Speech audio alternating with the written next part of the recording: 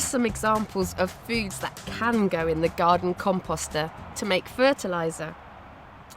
We have some bread, some compostable tea bags, apples, sweet corn, even donuts. Now here are some foods that don't go in the garden composter.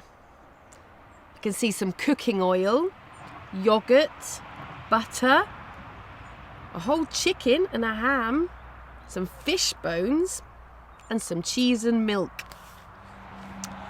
When we throw food away, we also waste energy, water, and packaging that was used to transport it to the stores.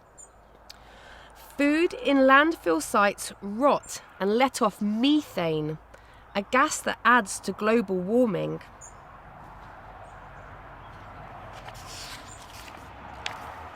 Around the world, about a third of all the food that is made for people to eat gets thrown away. To cut down on waste, we should not buy more food than we can eat. Transporting food from a great distance uses up fuel and causes air pollution. It is better for the environment to buy food that is grown close by because it does not need to be shipped far. There are 1.5 billion cattle on the planet, and each animal lets off a lot of methane gas every day through burping and farting.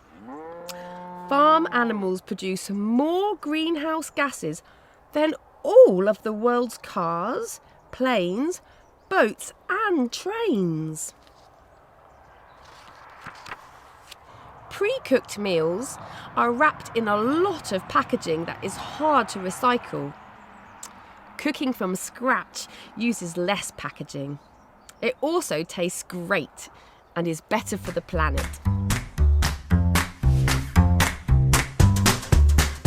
Hi, my name is John. We're in Histon in a community allotment. In terms of compost, I've been seriously making the compost, taking it a bit more seriously just this year.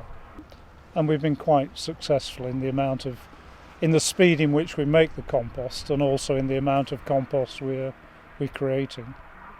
And the garden uses no fertilizers other than compost, maybe soil improver.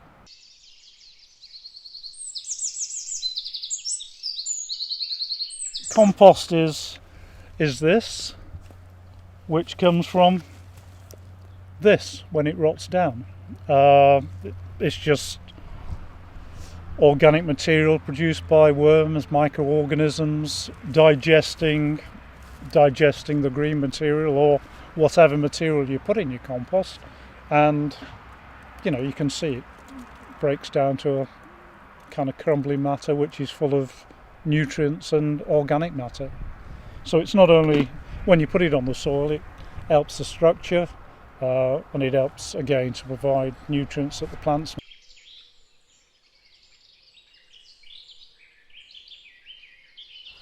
You can compost more or less everything on something like this. And in a garden or whatever, I'd avoid putting any animal products, chicken waste or meat waste or whatever, just basically because that attracts vermin.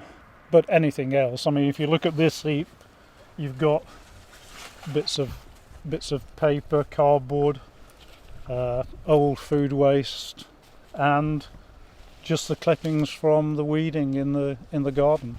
You've got two types of bacteria. You've got aerobic and anaerobic. When you first start your compost heap, it's an aerobic decomposition.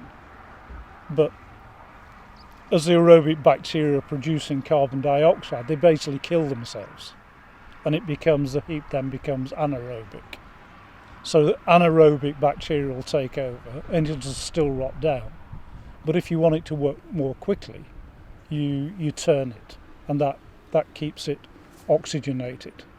And people have seen steam coming off compost heaps, and that's the bacteria breaking and microorganisms breaking down the compost and producing heat. You do need an activator to get it going. What I mean by an activator is some nitrogen compound, and you can get that through putting in manure, or what I generally do it in layers. So I'll take this, I'll put a layer down about this deep, then on top of that I'll put